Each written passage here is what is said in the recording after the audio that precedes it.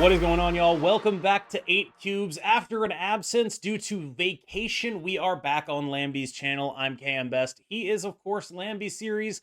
OTA just dropped. Let's talk about our impressions. I have been up all night playing Marvel Snap. I have some takes on these cards post OTA. Lambie, where are you at with Loki? Loki is one of the most interesting changes for me because I feel like they finally did it. Like they finally made it like significantly worse. You know, like they've gone through so many versions of it, right? Like the original 3-5, then the 4-5, then now the 3-5 again with one draw, and then now the 2-2 with no draw, right? So I feel like they finally found the sweet spot, which makes Loki like quite significantly worse. Like I don't think you can realistically make a Loki deck anymore, right? Because like what is a Loki deck right now? That this is probably just a tech card, and it's not even that great of a tech card. Like I thought about this card, and I feel like yes, in Arishem it's still okay. You can play it on turn one, but then it's like three less stats, okay, and then you don't draw the card, which means that you see less of the discounted deck and stuff like that. So I feel like it's finally in a position like, okay, this is still very early on in the new Loki's life, but I feel like it's finally in a spot whereby you wouldn't feel so great even if you get to play it on curve. What do you think, KM? I played and snapped several turn 1 Lokis in Arishem, and I am here to report that this sucks. Like, it's not bad, but like, people are It acting feels like, weird, oh right? my god, turn 1 Loki, they made it better. A It's turn 1 different, yeah. Loki right now is worse than a turn 2 Loki was, because the turn 2 Loki had 3 more stats and drew the same number of cards. And if you don't turn 1 or 2 this Loki, it's now borderline unplayable, and the other Exactly. Loki was a 3-5 that was very good to play literally whenever because it just read 3-5 draw a card you'll probably play. I cannot overstate how meaningful this nerf was. Like, maybe Loki Agree. will survive. He's survived a lot of stuff before.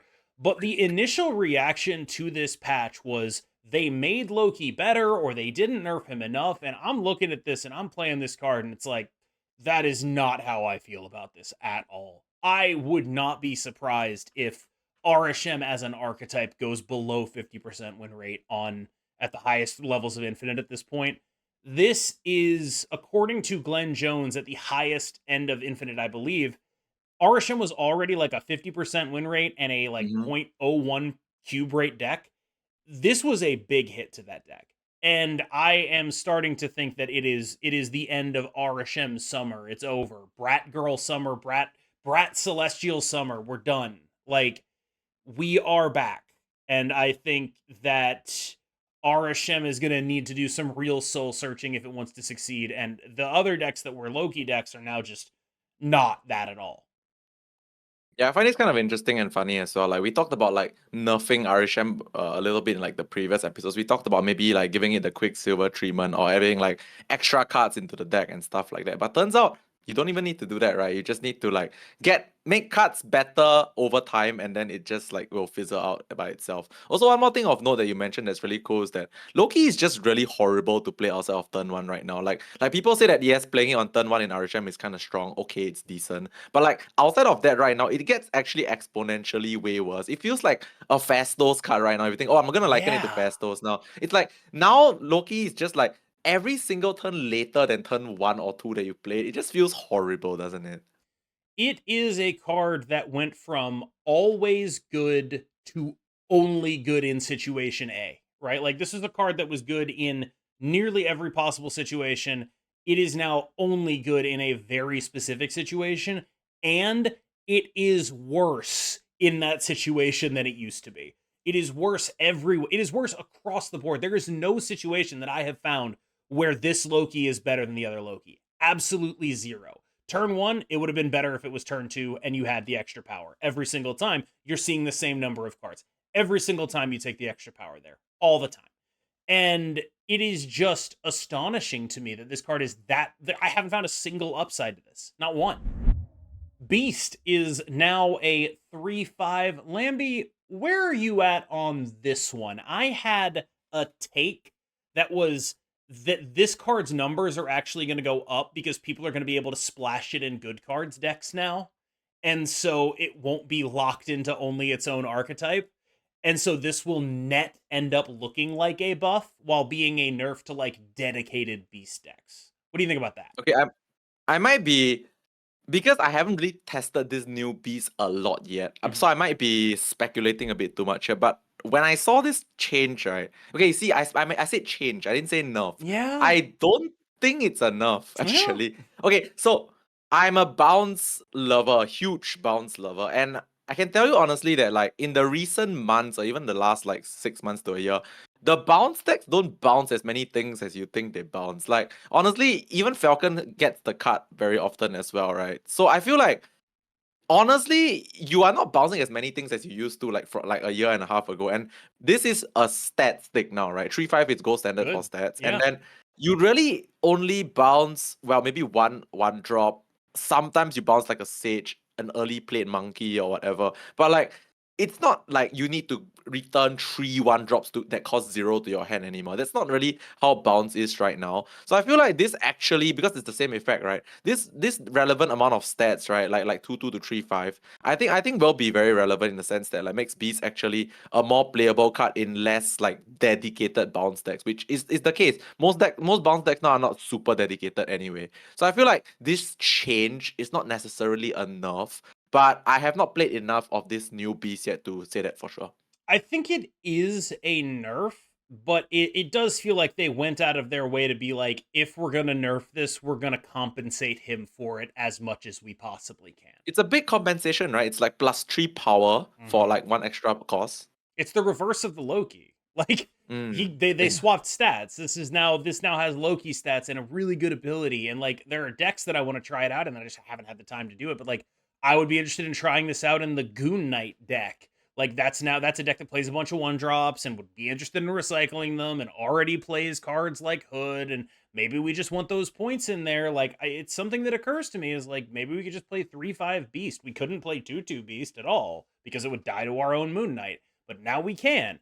And like there's some other things that like I think this card is a more viable card than people are giving it credit for. Basically, when the patch dropped, a lot of the reactions were they didn't do enough to Loki and they did too much to Beast. And I feel like I want to push back on both of those, where it's like I think they did plenty to Loki and I don't think they did very much to Beast at all. But we'll have to see what time will tell. Let's move on to Atuma. Same stats, new text box, and it is. This will destroy one of your weaker cards at this location. Now, this gives it some really interesting utility. This card is, of course, a 4/10. It works with Scar, it works with all of that stuff, but it's also now some anti-clog tech. The Atuma lane can never get clogged because it will always be killing off the weakest thing there. Green Goblins, Hood Vipers. There's something to this, perhaps. Yeah, honestly, I feel this card, it's just aside from like the fact that it's like anti-clogging and all that, right? Like it's just so much infinitely easier to play right now, isn't it? Like you don't have to worry about like making this card like a solo card in the location. You don't have to play with armor. You can just play with like it can be in the location, and if you want to add anything to that location, you just know that the lowest one's gonna die. It's a 410 that's like decent, and I guess it makes it very easy to play Scar strategies right now because we got so many nice 410s, right? We got Cow Obsidian, we got this guy, we got Mockingbird, it's also a 10, that kind of thing. It's a lot easier to play Scar related big boy strategies.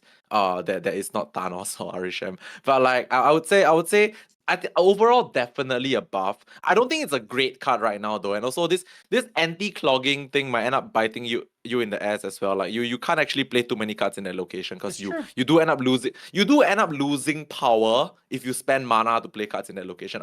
If it's not a hood, right, for example. So I think this card needs to go in a very specific deck. It's not like just a splashable 410, but definitely I think it's a lot easier to play than it used to be. There is one thing that like really intrigues me about this, and I wasn't able to get to a functional, workable version of this deck because I think my mistake was I played like death stuff in it with like Squirrel Girl and Carnage and stuff, and I think that just sucks probably. But maybe there's a workable version of this deck that does not involve that stuff. And one thing that's really striking to me about the 10 power stuff, first of all, we're kind of in an Alioth metagame right now, which means Shang-Chi, great card, but also kind of awkward. The second is since we're in an Alioth metagame, we end up in these scenarios where opponents are relying on Alioth to prevent on reveals that would gain points in the Eliath lane, like a Sage or whatever. You know what's really good against Eliath is just dropping Just 20 points. points of dudes. Like just drop some. Yes. Yeah, you'll just beat them. You'll just beat them on numbers. The card doesn't do anything if the only text on your card is big and discounted. It doesn't matter. It doesn't matter. And so I think there's like a real metagame case for decks like that right now. I don't know how long that will be true, but you have the Wiccan decks that are reliant on Eliath. You have Arishem that is reliant on Eliath. You can really do something if you're just like, that card doesn't mean anything to me. It means absolutely nothing. I don't care about it. I don't have any honor reveals that I do in the final turn of the game. I'm just playing points. I've got a bit of a rant about Copycat. I cannot tell you how many people said that her change going from stealing the text of the bottom card of your opponent's deck to copying the text of the bottom card of your opponent's deck is like, I can't tell you how many comments I got that were like, I can't believe I spent cashes on Copycat. Guys, she's the same card. She is exactly the same card. There are so few situations in which you were playing Copycat that they were going to draw the bottom card of their deck. Exactly. I can think of maybe one deck, mill with magic, and the magic goes off, and you draw properly, and then Darkhawk decks that shuffle that card back in. That's it. Those are the only scenarios in which it would matter. As someone who has been playing a bunch of Marvel Snap, it has almost literally never mattered. I think for my purposes, as in just generically good 3-drop, Copycat is exactly as good as she already was. Exactly as good as she already was. Exactly no changes. We're talking like sub 1% amount of changes. Imperceptibly worse in a way that is absolutely meaningless to the card's quality. I do wonder if you're going to be seeing more speed and less Copycat, but if you do, that's not because of this. That's because speed is good. Like, these cards are fairly comparable, but like there is something to the idea of like, speed was already pretty good. That was meaningful. And I don't want anyone to think, oh, I wasted tokens on Copycat. It's the same card. You didn't waste anything. You're good. Yeah, I actually don't have much to add because KM literally just said everything that I wanted to say. But I just want to echo the sentiment that I feel this Copycat being sort of nerfed, like, and people getting upset. I think it's a super and severe overreaction, like, honestly. Because like the most important thing is that your opponent never really gets to see the bottom of their deck in most scenarios anyway, right? And like the benefit of playing the card stays the same for you, The benefit you get from playing this 3/5 that copies a thing is literally the same. It's literally the same benefit to you. I still ran Copycat a little bit after the and then when I tested the card, and then I was just like, hey, this is the same thing. Like, honestly, it's the same card. Like, I don't think you wasted your 6k tokens, and I don't think the card is meaningfully worse. I guess if you want to talk about another deck that does get to the bottom of your deck, it's like maybe Tribunal with like Crystal, but come on, that's like so it's like so not fantastic anyway. Yeah, it's like if Copycat was your out there, it's like, all right. I mean, you probably weren't winning regardless, right? Lambie, I believe you wanted to talk about the way in which Wiccan simplified the game for you. Right. So this topic is really about me being in my element again, because I played like so many hours of Marvel Snap yesterday, right? And yesterday was the day that I played the most Wiccan in my life.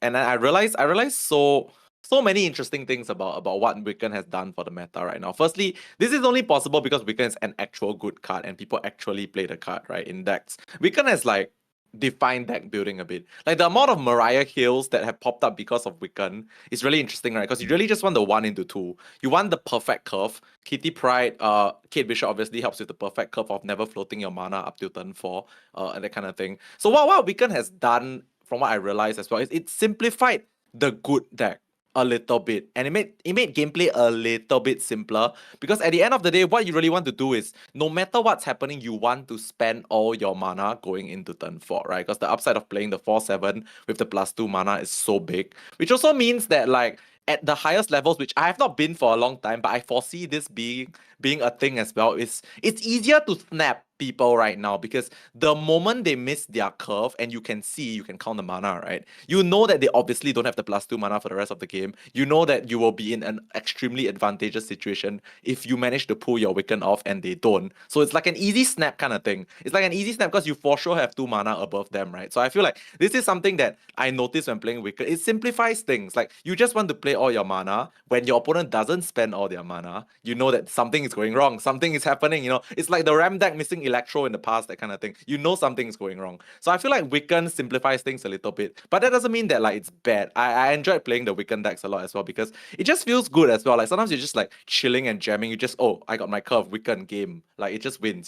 So Wiccan does that, and it's I guess it's a card that's enjoyable because it simplifies the winningness of a deck. And I'm really down for that sometimes. I think what you've hit on is a big reason why I don't like Wicked Mirrors, which Yeah, are just exactly. like, Exactly. It's true. It's true. did It's you true. do the thing and you know immediately whether or not the thing Yeah. got done? Like, oh, missed my one drop, guess I'm dead. Like, they And snapped me, I have to leave. There's a little bit of that in Wiccan, and it's like, I don't know, on some level, that's kind of every mirror. Like, every mirror is which one of you but this one is drew better snowbally as heck, points. right? The moment you miss, that's it. Yes. It's like there's no cope staying allowed. And maybe that's better. Because like at this point it's like you can't be like, "Oh, I'm going to be fine," when the person who curved out perfectly snaps you and you Plus missed your two. one drop. Like you know what's happening to you and you're not going to be fine. So there's this it definitely is like there's so much less cope in there because you used to be like, "Okay, well, I missed my Wiccan, but I've got a Loki, I'm cheating some other." Mm-hmm. You don't have that anymore. You're playing like a fair deck with Wiccan in it, and so you are very much really limited by who does the unfair thing. If they're doing the Yeah. unfair thing, you get run over. Yeah, it's kind of interesting, right? It's like really early on, like when you are for sure screwed, right? Like the moment you Yes. miss your curve, you are for sure down 2 mana this game, and your opponent might not be, and then there's really no point trying to contest +2 mana if your opponent has it. Let's talk about High Evo Abomination, a card making a triumphant return to the meta in the hands of ELA and a bunch of like my streamer friends, basically Husky and Woody and KX and all of them. Took a deck that a friend of ours, E____LA, put together. Ah. Actually, this was the person who, shout out to this person for this, by the way. When I did my sponsored Yu-Gi-Oh! Master Duel stream, I used their referral code to get the Sword Soul deck that I played during that. So huge shout out. This is the second deck that I've gotten from ELA, really. But this is a deck that has sort of swept High Ladder, and so like people that pay attention to High Ladder have started picking up and noticing it, but I don't think it's really gone so far outside of that. It is an Ajax Hazmat deck, but rather than being just an Ajax Hazmat deck, it also uses Hazmat to discount High Evolutionary Abomination. It is a Debris Mysterio deck that also runs Annihilus. So what you get to do with that Hazmat additionally is clog your opponent up with those Debris Rocks, with those Mysterio clones. Yes, sometimes you actually send over the actual Mysterio, but it's worth doing. Annihilus gives you counterplay against other clog decks as well, which is a really powerful thing to have. And of course, because you're a Debris Mysterio deck and a Hood Viper deck, you are also additionally a Mockingbird deck. So this is a deck that has a lot of ability to clog your opponents, a lot of ability to unclog yourself, a lot of power on the back end with Mockingbird and High Evo Abomination, and a general high element of surprise. Issues include, if you don't draw Hazmat, none of this works. But if you do draw Hazmat, you have like 3 different ways to do something incredibly stupid with it. Ajax, Evo A-Bomb, Annihilus, you have so many ways to do something dumb when you have a Hazmat. Yeah, so this is kind of hilarious that the Yu-Gi-Oh player gave us a deck that has like so many 0 mana things to do, right? Because Yu-Gi-Oh has no concept of mana anyway. So it's kind of interesting. But yeah, so I specifically wanted to highlight this deck, and this might be the first time I actually put like an entire deck code in the comment section in the description, because I feel like this deck is actually very difficult to visualize. It's a lot of like random moving parts. So I'll put a deck list in the description. But yeah, so every single top player that I've talked to recently, they all say that this deck is really good. This deck is really good. So I really wanted to just highlight it. But yeah, it's just essentially like a clock style deck with like cards that can be free and then a boss monster in Ajax. So like it's kind of an interesting deck that I think you guys should check out as well.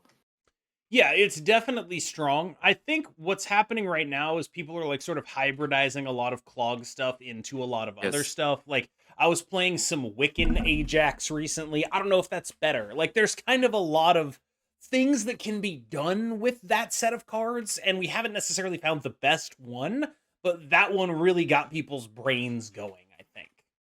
Yeah, Viper also kind of popping out in random spots here and there, right? She's so unbelievable. There is no reason why she should be a 3/5. Like Mm-hmm. absolutely no reason. That card needs to be a 3/4. What are we doing here? So I was recently made appraised. That's not how I'm supposed to say that, but we're gonna just go for it.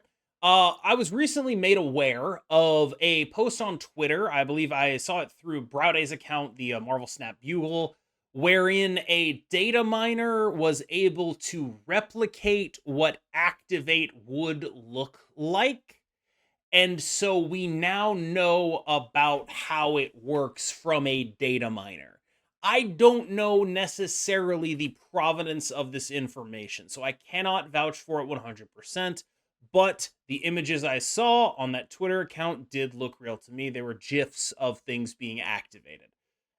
My understanding based on that is that the way Activate will work, and here are the rules I understand it. You activate an Activate card by like holding down on it, right? You can sequence this however you want. So, if that card is face up during the staging phase, you can just make that thing happen. The way I think we're supposed to think about these is like these are like ultimate abilities. This is like pressing R in League of Legends. These are cards that have an ability to like press R, do a thing, right? And you can make that happen at your leisure as long as the card is face up on the board. You cannot do it the turn you play the card. The turn it's being revealed, it's not face up on the board. If it is face up on the board, you can sequence it like old moves. So, for example, let's say I wanted to play Symbiote Spider-Man, a 4/6 with an activate that merges the weakest card there into it as if it were just played, meaning it triggers on reveals again. So let's say I wanted to play Symbiote Spider-Man and then I wanted to play Black Panther. What I could do is I could play Symbiote Spider-Man, play Black Panther, put Black Panther face down, activate Symbiote Spider-Man, and it would happen in that order. Meaning, Black Panther would activate, Symbiote Spider-Man would merge, the activate would happen again, 28 power. So, Mm. you can and will be able to do this, I believe, when Symbiote Spider-Man drops. By the way, for the record, like if Clog wasn't a thing right now, I'd be way more scared of this. But like Symbiote Spider-Man, Black Panther Arnim Zola is just 56. It's actually just 56 power in 2 lanes, and you can't Yeah. Shang-Chi it until it's too late. Yeah. I mean, I got nothing much to add except for the fact that I'm actually quite excited for this activate mechanic, right? The fact that you can order things in like different orderings allow you to do different like end results, right?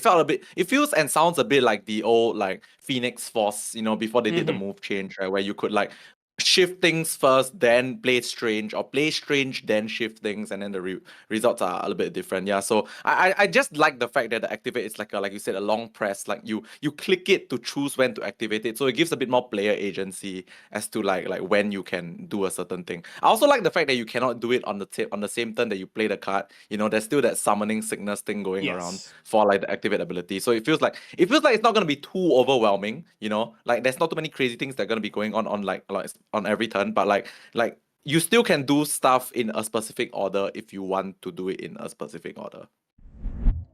And finally, a season retrospective. I'm going to put Lambie on the spot and ask him to Right. stack rank the cards that came out this season. Do you want me to give you my stack ranking first?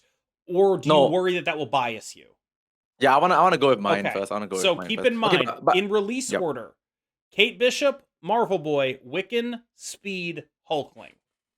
All right, so I think based on what I think, I feel like the most prominent card this month is for sure Kate Bishop, right? She's in like every deck. She's super playable. She even helps the next card on the list, which I want to say is Wiccan in terms of impact. I think Wiccan is further supported by the fact that Kate Bishop like helps you fill your curve, right? And what Wiccan has done, we even have a topic about Wiccan in this episode. Wiccan just simplifies like the good curve, Wiccan makes it very obvious when you're winning and when you're not. You know, if you can accomplish the Wiccan thing, then you're kind of like super winning. Again, and then next on the list, I guess I would say speed. I'll put speed above Marvel Boy simply because I feel like speed is easier to fit in many decks. Okay, not many, in more decks, right? You can play speed in the Yes. Sandman deck. You can play speed in like I guess some mid-range shell as well. Whereas Marvel Boy kind of only fits in like zoo strategies, right? They're kind of close to me, like third, fourth, they're like kind of close. But I'll put speed a little bit ahead of Marvel Boy simply because it's a little bit more like widely playable. And then of course Marvel Boy, which really gave a very big boost to Zoo, right? I mean, it kind of even gave a boost to like Ultron to a certain extent. So like, yep. Also Marvel Boy. I mean, in that vein, Marvel Boy also kind of can go in Sandman if you think about it, because if you just run like the Ultron, it kind of does a thing. And of course, the last one, sadly, Emperor Hulkling. Like I like the card. 611. It's not there's no real downside to it other than like actual destroyer. But like it's a bit random for my like it's a bit too random sometimes to be dependable, you know. But like that's the thing. I don't think it's a bad card. I just think it's like in terms of significance compared to like the others, this one is the one that has like it's a bit like is it really gonna be a mainstay in any deck? I'm not too sure. That's my thing with Emperor Hulkling is it feels like a card that was either going to be copycat level or unplayable. You remember when Right. copycat came out and it was like, okay, if this released at 3-4, no one would ever touch it. It would not True. sell, no one would buy it. That's Hulkling. It released at 611, Mm, no one will ever touch it. It will not sell, no one will ever buy it. If it was like a 613, like if it had the yeah. copycat +1 on the vanilla, then we'd be talking about it more. Then there'd be a real ability to actually play the card. My stack rank is actually the exact same as yours, but I agonized Nice. a bit more over speed versus Marvel Boy because speed is a Mm, more generically applicable card, but Marvel Boy is a absolute staple in Zoo. Like genuinely agree. very hard to play the deck without Marvel Boy. He's a really important piece of it right now. And so I do think that it's a little harder for me to separate third and fourth there. Otherwise, I think everything you said was spot on. I just agonized a little more about 3-4. I ended up doing the same thing you did, but I felt like that was personal bias, where it was like, I play more speed because I play more decks that aren't Zoo than I play Zoo. But like, that's not, speed is probably less important to any of those decks than Marvel Boy is to Zoo. So I could see swapping them basically. Yeah, I'm kind of surprised though. I thought you'd be more zoo. You've been zoo for the last like 10 years. So I thought like you'd be more zoo about this. Like you like zoo more in this Oh current man. meta. All right, y'all. Thank you so much for making it through that episode. I think we actually, this might be the quickest one we've ever done. I'm really kind of proud of us, actually. We really cut through the Nice. fat. But thank you so much. I've been KMBest. He's been Lambie Series. He's going to take us out. Thank you so much, guys. We'll see you guys in the next one on KM's channel. Like, comment, subscribe. Bye bye.